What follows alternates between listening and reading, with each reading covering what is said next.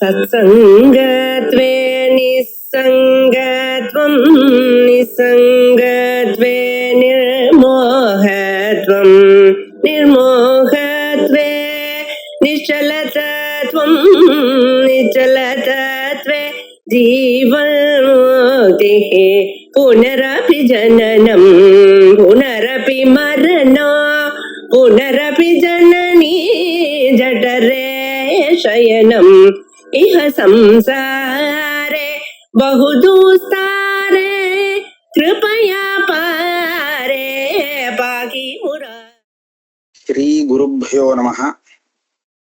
शंकर विजय मकरंदम 12வது ஆஸ்வாதம் 31 ஸ்லோகம் வரையில இருக்கு. அதுல இருந்து இப்ப ஆரம்பிச்சு படிப்போம். ஏவம் வதன் ச நாத்ராக்ஷீத் யதிஹி சாண்டால ரூபிணம் அதர்ஷச்ச விஷாலாக்ஷ்யா தேவ்யா தேவம் புரஸ்திதம். அந்த நூனம் மனிஷா மம அப்படின்னு சொல்லக்கூடிய அந்த மனிஷா பஞ்சகம் பகவத்பாதாள் காசியில அந்த சண்டாளனை பார்த்து சொல்லக்கூடிய ஸ்லோகம். அந்த 5 ஸ்லோகம் சொல்லிட்டு பார்க்கிறார். எதிர்த்தா போல ஆளை காணும், அந்த சண்டாள என்ன காணும். பார்த்தா அந்த சண்டாள ரூபத்துல வந்திருக்கிறது சுவாமியாக்கும். கூடவே அம்பாள் விஷாலாட்சி இருக்கா. அவளை பாக்குறார், அவா தரிசனம் கொடுக்கிறார். சேவியமானம் சுரகணைஹி ஸ்தூயமானம் மகர்ஷிபிஹி மகாககுதி ராஜந்தம் ரிஷே கைலாச சன்னிவே. அந்த சுவாமி எப்படி வந்திருக்காருன்னு கேட்டா, சுரகணை சேவியமானம் அதர்ஷத்து. தேவதைகள்லாம் சுத்தி இருந்து அவரை ஸ்தோத்திரம் பண்ணிட்டு இருக்கா,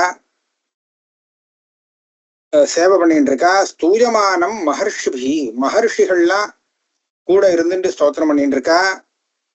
மகா ககுதி விருஷே கைலாச சன்னிவே ராஜந்தம், கைலாசத்தை போல வெளவெளேர்னு இருக்கக்கூடிய ஒரு பெரிய மகா விருஷபத்துல சுவாமி வந்திருக்கார். சத்யா கிருத்திர் அபூத் வாசகா கச்சரம் கிருத்திவாசசா ஸ்வானஸ்து ஆம்னாய ரூபேண தஸ்ய பார்ஷ்வம் உபாஸ்ரிதாக. அந்த க்ஷணத்துல பார்த்தா அவர் ஒரு வஸ்திரம் இருந்தது, சண்டாள ரூபத்துல இருந்த அந்த வஸ்திரம், அழுக்கு வஸ்திரங்கள், அந்த வஸ்திரம் எல்லாம் கிருத்திகி மிருக சர்மமாக ஆயிடுச்சு, கஜ சர்மா. ஏன்னா அவர் சர்மாம்பரதரகான்னு சொல்லுவார் பரமேஸ்வரனை. அந்த ரூபமாக ஆகிவிட்டது.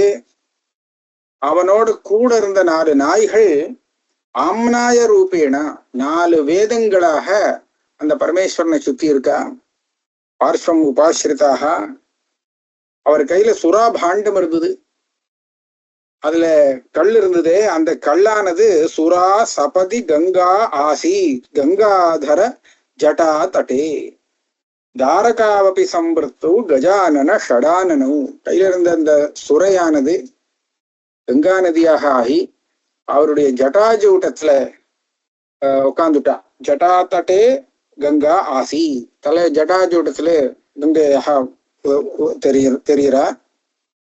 2 பசங்கள் கூட இருந்தாலே அவா 2 பேரும் கஜானன ஷடானனம், பிள்ளையாரும் சுப்பிரமணியருமாக அங்கே காட்சியளித்தார்கள். ஸ்வபரீக்ஷார்த்தம் ஆயாத்தம் சம்பும் ஞாத்வா அந்தியஜாத்மனா நத்வா ஸ்துத்வா ச ஆஹ பூவன் அனுகிராஹ்யோஹ்யஞ்சனஹ. உடனே ஆச்சாரியால் தன்னை பரீட்சை பண்றதுக்காக சுவாமி வந்திருக்காரு. இந்த ரூபத்திலே சண்டாள ரூபத்துல தன்னை பரீட்சித்திருக்கார் அப்படிங்கிறத தெரிஞ்சுண்டு சுவாமிக்கு நமஸ்காரத்தை பண்ணி ஸ்தோத்திரம் பண்ணி பிரார்த்திக்கிறார். ஹே பூமன்னு, இந்த பரமாத்மாவே, அனுகிராஹ்யோஹி அயஞ்சனஹா, எனக்கு இந்த ஜனத்துக்கும் நீங்கள் அனுகிரகம் செய்ய வேண்டும் அப்படின்னு, தனக்கு அனுகிரகிக்கணும் அப்படின்னு கேட்டுக்கிறார்.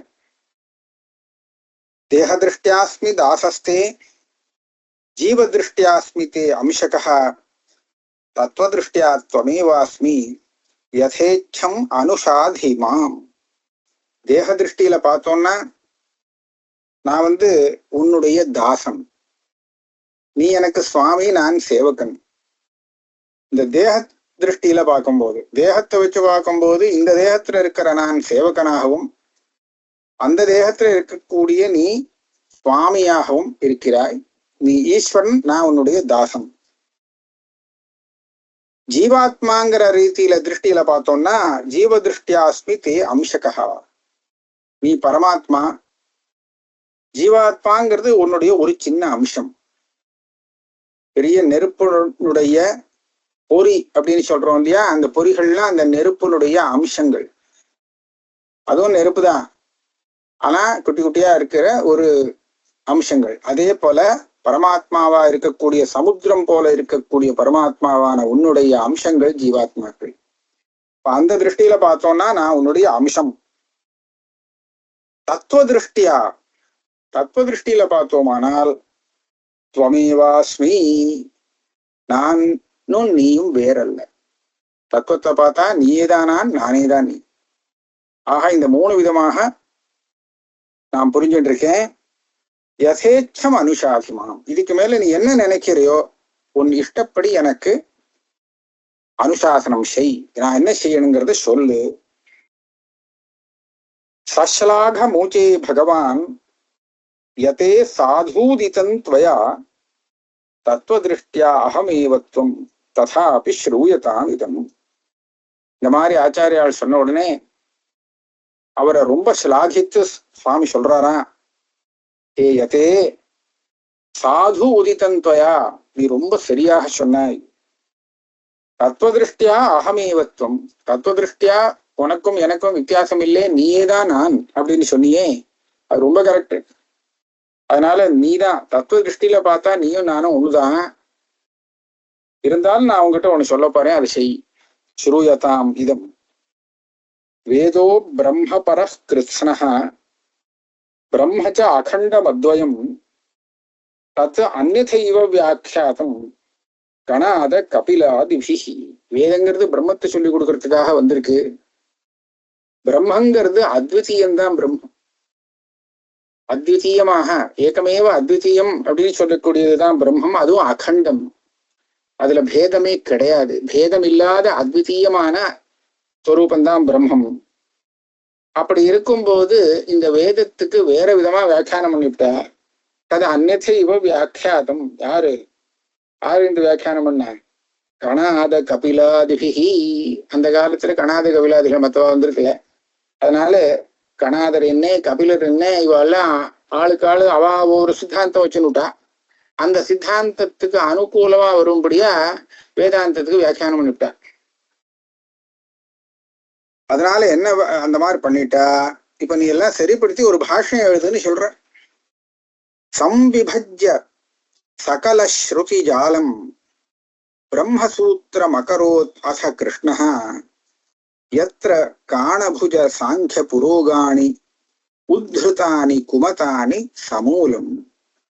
சகல ஸ்ருதி ஜாதம். கிருஷ்ணஹனா இங்க வேதவியாசர்.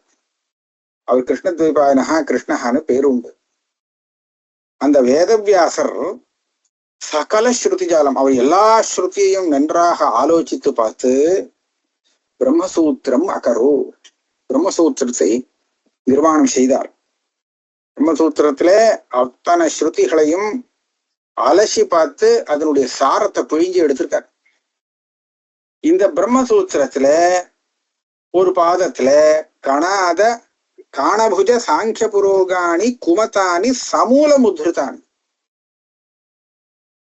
இந்த கணபுக்குனா இப்ப சொன்னோமே, கணாதர், சாங்கியனா கபிலர், இவாளுடைய மதங்கள் எல்லாத்தையும் நன்னா விசாரிச்சு பார்த்து அடியோட உத்தாரணம் பண்ணிவிட்டாருன்னா சேர்த்து எடுத்து தூக்கி எறிஞ்சு விட்டார். இது என்ன சரியில்லை அப்படின்னு சொல்லி கண்டித்து விட்டார். அப்படி இருக்கும்போது தத்ர மூடமதய கலிதோஷாத் த்வித்ர வேதவச்சனோத்பலிதானி பாஷ்யகாணி அரச்சயன் பகுபுத்தைர் தூஷ்யதாம் உபகதானி ச கவிஷ்யத்து.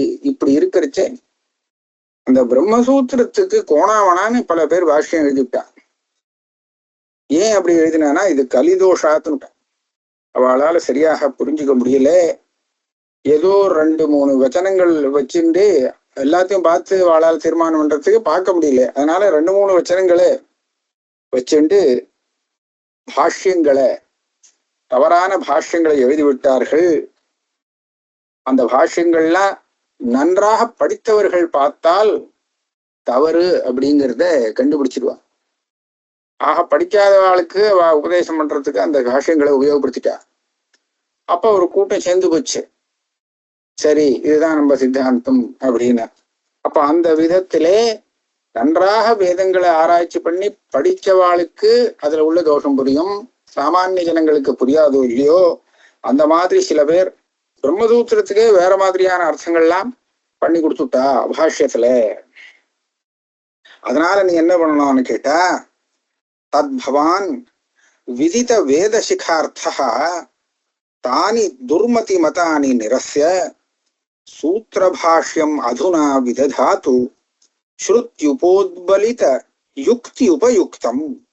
அதனால நீ என்ன செய்யணும்னா, நீயோ விதித வேத சிகார்த்தா, வேதசிகானா வேதாந்தம், உனக்கு வேதாந்தத்தினுடைய அர்த்தம் நன்றாக தெரியும். நீ வேதாந்தம் குருமுகமாக படித்து தெரிந்து கொண்டவனாக இருக்க. அதனால நீ என்ன பண்ணணும்னா, இந்த மாதிரி உள்ள பாஷ்யத்துல சொல்லப்பட்ட அந்த துர்மதங்கள் எல்லாத்தையும் கண்டனம் செய்து சூத்திர பாஷ்யம் எழுது. எப்படி உன்னுடைய சூத்திர பாஷ்யம் எப்படி இருக்கணும்னு சொன்னா, ஸ்ருதிக்கு அனுகூலமாக உள்ள, அதை பலப்படுத்தக்கூடிய யுக்திகளோடு கூடினதாக இருக்க வேண்டும். ஸ்ருதிக்கு கண்டபடி அர்த்தம் சொல்றதாக இருக்கப்படாது. கண்டபடி அர்த்தம் சொல்றவாளை கண்டிக்கிறதும் கண்டபடி கண்டிச்சு விடப்படாது. ஸ்ருதிக்கு சரியான அர்த்தத்தை சொல்லி அதுக்கு யுக்தியை சரியாக உபயோகப்படுத்தி அப்பேற்பட்ட யுக்தியை கொண்டு அந்த மதங்கள் எல்லாம் நீ நிரசனம் செய்ய வேண்டும். மோக சந்தமச வாசர நாதான் தத்ர தத்ர வினிவேஷ்ய வினேயான் பாலனாய பரதத்துவ சரண்யாக மாம் உபயிஷ்யசி ததஹ கிருத கிருத்தியா. இப்படி இருக்கும்போது நீ இதெல்லாம் பண்ணி முடிச்சுட்டு மோகம் அஜானம்ங்கிற ஒரு இருட்ட போக்கக்கூடிய சூரியன்களாக, வாசரநாதான் அப்படின்னா சூரியன்களாக உன்னுடைய சிஷ்யர்களை பல இடத்துல உட்காத்தி வச்சுட்டு வினிவேஷ்ய, அதாவது நீ இப்போ சூரியனாக இருந்து அஜானத்தை போக்கக்கூடியவனாக இருக்கே, அஜானங்கிற இருட்ட போக்குற ஜனங்களுக்கு. இதற்கப்புறம் உன்னுடைய சிஷ்யர்கள் அந்தந்த பிரதேசத்திலே இருந்து உன்னுடைய சித்தாந்தத்தை நன்றாக மக்களுக்கு போதித்து அவளுடைய அஜானத்தை நிவர்த்தி பண்ணும்படியாக ஒரு ஏற்பாடு செய்துவிட்டு, இதெல்லாம் எதுக்காக ஏற்பாடு பண்ணணும்னா, பாலனாய பரதத்துவ சரண்யாக, வேதாந்தம் சொல்லி கொடுக்கக்கூடிய அந்த பரதத்துவம்ங்கிறது இருக்கே, அந்த பரதத்துவத்தை காப்பாற்றணுமா. இல்லைன்னா வேதாந்தத்துக்கு வேற மாதிரியா அர்த்தம் சொல்லி இதுதான் வேதாந்த அர்த்தம், இதுதான் பரதத்துவம்னு சொல்லி எனத்தையும் ஒன்று சொல்லிட்டு போடுவான். ஆக சரியான வேதாந்த அர்த்தம் காணாம போயிடும், ஜனங்களுக்கு தெரியாதவே போயிடும். அதனால சரியான வேதாந்தார்த்தத்தை பாலனம் பண்ணணும். அதுக்காக நீ இந்த ஏற்பாடுகளை செய்துவிட்டு மாமுபயிஷ்யசி தத கிருத கிருத்தியா, அதுக்கு மேல இந்த அவதாரத்தினுடைய காரியம் பூர்த்தி ஆயிடும். அதனால கிருத கிருத்தியனாக நீ என்னை சேரு, நீ சேருவாய் அப்படின்னு. ஏவ மீனம் அனுகிருஹ்ய கிருபாவான் ஆகமைஹி சஹ சிவஹ அந்தரதத்த விஸ்மிதேன மனசா சஹ சிஷ்யைஹி சங்கரோபி சுரசிந்தும் அயாசி.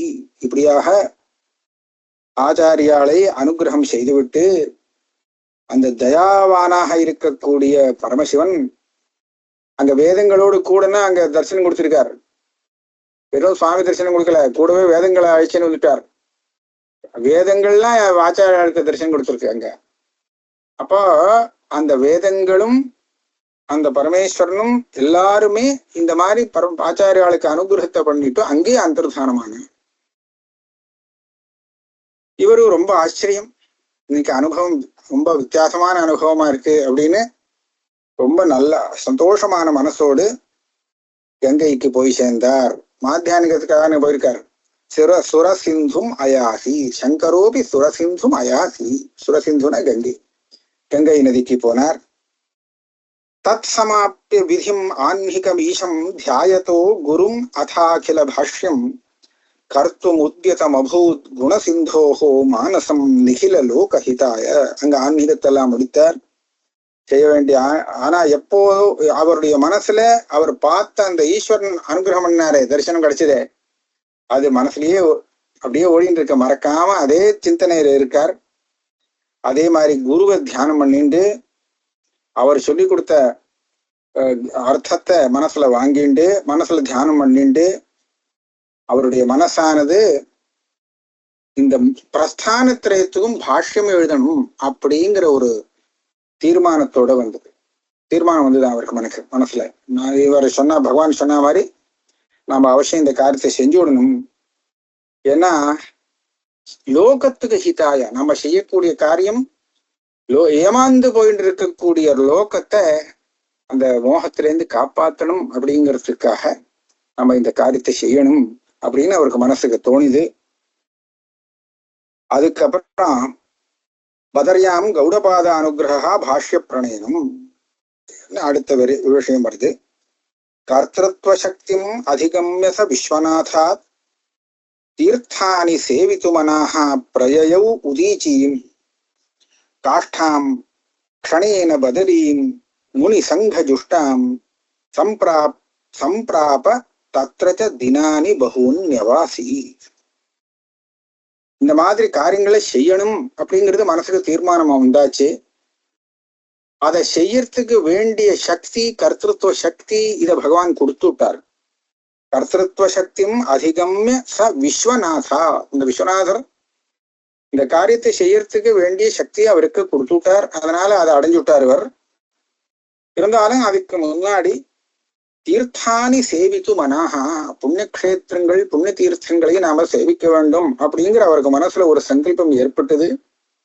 அதனால பிரயயவு உதீச்சியும் காஷ்டாம், வடக்கு திசையை நோக்கி அவர் பிரயாணம் செய்தார். க்ஷணேன பதரியும் சம்பிராப்ப.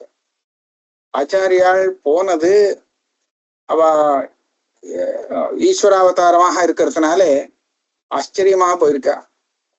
ரொம்ப சீக்கிரமாகவே பதரிநாத்துக்கு போயிட்டார், பதரி கஷேத்திரத்துக்கு போயிட்டார். அந்த பதரி கஷேத்திரம் எப்படி இருக்குன்னு சொன்னா முனி சங்க ஜுஷ்டாம். அங்க பல முனிகள் மகர்ஷிகள் இந்த பதரி கஷேத்திரத்துல வாசம் பண்ணிட்டு இருக்கா. அப்பேற்பட்ட தீர்த்த கஷேத்திரம் அது. அங்க போய் தினானி பகூனி அவாத்சி, பல தினங்கள் அங்கேயே வாசம் பண்ணிட்டு இருந்தாராம் போனதுக்கு அப்புறம். சத்வாதசே வயசி தத்ர சமாதி நிஷ்டைஹி பிரம்மர்ஷிபிஹி ஸ்ருதி சிரோ பகுதா விசாரிய வித்வஜ்ஜனைஹி பகுவிதைஹி உபசேவ்யமானஹ கோவிந்த தேசிகம் அவாப யதிருச்சயா அத்ர. 12 வயசு ஆயிருக்கு இப்போ, 12வது வயசு. இந்த 12வது வயசுல அங்க கபரி கஷேத்திரத்திலே அங்க எத்தனையோ பிரம்மனிஷ்டாள்லாம் இருந்துட்டு இருக்கா. சமாதி நிஷ்டாள் பிரம்மர்ஷிகள், பெரிய ஞானிகளா இருக்கா. அவளோடு கூட இருந்து விசாரம் செய்து ஸ்ருதி சிரஹா வேதாந்தார்த்தத்தை ஒரு தீர்மானம் பண்ணிட்டு பகுசா விசாரி, நிறைய விசாரம் பண்ணாராம். எழுதுறதுக்கு முன்னாடி எப்படி எழுதணும் அப்படிங்கிற தீர்மானம் பண்றதுக்காக பிரம்மனிஷ்டாளாக இருந்த அந்த ஞானிகளோடு பல விதமாக விசாரம் செய்து வித்வஜ்ஜனைஹி பகுவிதைஹி உபசேவியமானஹா, இவருடைய ஞானத்தை பார்த்து பல வித்வான்கள் இவரை சேவிக்கிறார், ஆச்சாரியால சேவிக்கிறார். அப்படி இருக்கும்போது அகஸ்மாத் எதிர்ச்சையா அவருடைய வாத்தியார் கோவிந்த தேசிகம் அவாப எதிர்ச்சையா. ஏற்கனவே நர்மதா நதி கரையில உபதேசம் பண்ணினார். உபதேசம் பண்ணியாச்சும் வேலை முடிஞ்சதுன்னு கிளம்பிட்டாரோ இல்லையோ அங்கேருந்து. இப்ப பதரி கஷேத்திரத்துல ஆச்சாரியாளுக்கு தரிசனம் கொடுக்கிறார். அங்க பார்த்தா கோவிந்த தேசிகர் இருக்கார். கோவிந்த தேசிகரை அடைந்தார். அங்க போய் குருவுடைய பாதார விந்தத்துல நமஸ்காரம் பண்றார். பிரணதம் சங்கரம் யோகி பிராணயஷீத் ஸ்வகுரோ பதம் கௌடபாதோ மகாயோகி சமாதௌ எத்திர திஷ்டதி. இவர் போய் கோவிந்த பகவத்பாதால நமஸ்காரம் பண்றார். அவர் என்ன பண்ணினார், என்னுடைய குரு இங்க இருக்கார், அவரை போய் பார்த்துட்டு வரலான்னு சொல்லி கௌடபாதர் கோவிந்த பகவத்பாதாளுக்கும் ஆச்சாரியால் குரு அவர்கிட்ட அழைச்சிட்டு போனார். அவர் சமாதியில இருந்தார். சமாதௌ எத்திர திஷ்டதி, எந்த இடத்துல அவர் சமாதிஸ்தராக இருந்துட்டு இருந்தாரோ அந்த இடத்துக்கு சிஷ்யரான சங்கராச்சாரியரை அழைச்செண்டு கோவிந்த பகவத்பாதால் போனார். விவரண்வன் கௌடபாதஸ்ய மாஹாத்மியம் பிராக சங்கரம் குஹாயாம் ஆஸ்த ஏகாக்கி குருர் மேல் லோக விஸ்ருதா. அந்த தன்னுடைய குருவான கௌடபாதருடைய மகாத்மியத்தை ஆச்சாரியாளுக்கு கோவிந்த பகவத்பாதால் விளக்கிறார். ஏன்னா தான் சொல்லாம தெரியாது அவருடைய விசேஷம். சொல்றார், குஹாயாம் ஆஸ்தே ஏகாக்கி, ஒரு குகையில தனியாக ஏகாக்கியாக என்னுடைய குரு இருக்கார். உலக பிரசித்தமானவர். ஆனா அவர் இருக்கிற இடம் யாருக்கும் தெரியாது. அதனால குஹாயாம் ஆஸ்தே, ஒரு குகைக்குள்ள தனியாக ஏகாக்கியாக இருந்துட்டு இருக்கார். திவாரம் வத்சரே யோகி மாதிரிஷேஷு தயான்விதா உபதேஷ்டும் சமாகச்சேத் குஹாயாச்ச பகிஸ்தலம். ஒரு வருஷத்துல 2 தடவை அந்த குகையில இருந்து வெளியில வருவாராம் அவர். அதுவும் எதுக்காகன்னு சொன்னா ஒரு கருணை. என்ன போல உள்ள சிஷ்யாள் மேல அவருக்கு இருக்கக்கூடிய கருணை காரணமாக இவாளுக்கு தத்துவோபதேசம் பண்றதுக்காக வருஷத்துல 2 தடவை குகையை விட்டு வெளியில வருவார் எங்க குரு. குஹாயாச்ச பகிஸ்தலம், குகையில இருந்து வெளியில வருவாராம். தினத்ரயாத் பூர்வமேவ குஹாம் பிராப்தோ குருர் மம ஷண்மாசேபிய பரமயம் சமாகச்சேத் பகிஸ்வயம். இப்ப 3 நாள் முன்னாடி என்னுடைய குருவானவர் குகைக்குள்ள உள்ள போயிட்டார். 6 மாசத்துல மறுபடியும் வெளியில வருவார்.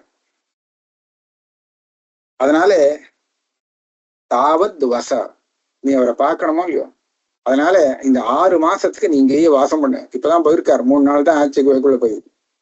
அதனால தாவத் வசத்துவம் அத்தைவ ததோ திரக்ஷசி மே குரும், அது பரியந்தம் நீ இங்கேயே வாசம் பண்ணு. அதுக்கப்புறம் அவர் வெளியில வருவார், அவரை தரிசனம் பண்ணிட்டு அப்புறம் மேல் கொண்டு பார்க்கலாம். ஏவம் கோவிந்த பாதீயம் ஆதேசம் பிராப்ய சங்கரஹா பூர்வம் தஸ்ய ச சுஷ்ரூஷாம் தாபசை சமம் ஆவசத்து. கோவிந்த பகவத்பாதால் சொன்ன உடனே அவருடைய உத்தரவை ஏத்துண்டு சங்கரர் தன்னுடைய குருவான அவருக்கு சுஷ்ரூஷாம் குருவன், அந்த குருவுக்கு பணிவிடைகள் சுஷ்ரூஷ எல்லாம் பண்ணிண்டு மற்ற சிஷ்யர்கள் தபஸ்விகள்லாம் அங்க இருக்காளே ஜனங்கள், அவளோடு சேர்ந்து அந்த பத்ரி கஷேத்திரத்திலேயே வாசம் செய்தார். 6 மாசம் வாசம் பண்ணாராம். ஷண்மாசேபிய பரம் கௌடயோகி ச பகிராகதா. 6 மாசம் ஆயிடுச்சு. அவர் தான் 6 மாசத்துக்கு ஒரு தடவை வெளியில வருவாரோ இல்லையோ கௌடபாதர், அவர் வெளியில வந்துட்டார். பகிராகதா கோவிந்த பாதோ வினத பிரணமன் சரணாப்ஜயோஹோ நியவேதயத்து ஸ்வசிஷ்யம் தம் சங்கரம் குரவே முதா. அவர் வெளியில வந்த உடனே கோவிந்த பகவத்பாதால் அவர் காலில் விழுந்து நமஸ்காரம் பண்ணி இந்த மாதிரி தனக்கு சிஷ்யனோத்தம் கிடைச்சிருக்கான் அப்படின்னு சொல்லி சங்கரரை அறிமுகப்படுத்தினார். நியவேதயத் ஸ்வசிஷ்யம் தம் சங்கரம் குரவே முதா, தன்னுடைய வாத்தியாருக்கு பிரசிஷ்யனாக இருக்கக்கூடிய அந்த சங்கராச்சாரியரை அறிமுகப்படுத்தினார். வியாச தாத்பர்ய பரிதம் ஸ்ருதி சீர்ஷக தரிசனம் உபாதிஷ சங்கராய கௌடோ கோவிந்த சோதிதா. அப்ப பகவத்பாதாள், அதாவது கோவிந்த பகவத்பாதாள் கௌடபாதர்கிட்ட இந்த நல்ல பையன் சிஷ்யன், இந்த சிஷ்யனுக்கு வியாசருடைய தாத்பரியம் சரியாக மனசுல புரியறதுக்கு நீங்க அனுகிரகம் பண்ணணும் அப்படின்னு கேட்டு இருக்காரு. அதனால வியாச தாத்பரிய பரிதம், அதே சமயத்துல ஸ்ருதி சீர்ஷக தரிசனம். ஸ்ருதி சீர்ஷம்ங்கிறது வேதாந்தம். அந்த வேதாந்த தரிசனம், வேதாந்தத்துல என்ன சொல்லப்பட்டதோ, எந்த தத்துவ தரிசனம் சொல்லப்பட்டிருக்கோ அந்த தத்துவ தரிசனம் தான் வியாசருடைய தாத்பரியத்துக்கு விஷயமா இருக்கு. அப்பேற்பட்ட அந்த விஷயத்தை உபாதிஷத் சங்கராய கௌடோ கோவிந்த சோதிதா,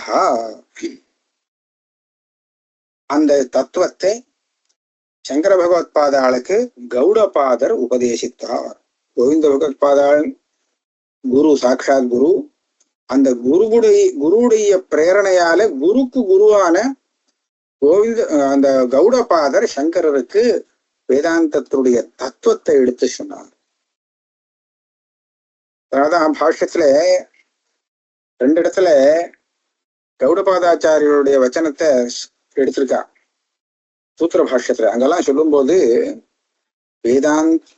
வேதாந்தார்த்த சம்பிரதாய வித்பிகி ஆச்சாரியைஹி அப்படின்னு அவா சொன்னது, இந்த சம்பிரதாயம் தெரிஞ்ச ஆச்சாரியால் சொன்ன வச்சனமாக்கும் இது அப்படின்னு சொல்லி கௌடபாத வச்சனத்தை ஆச்சாரியால் எடுத்திருக்கா பாஷ்யத்துல. 54 இதோட வச்சுப்போமா?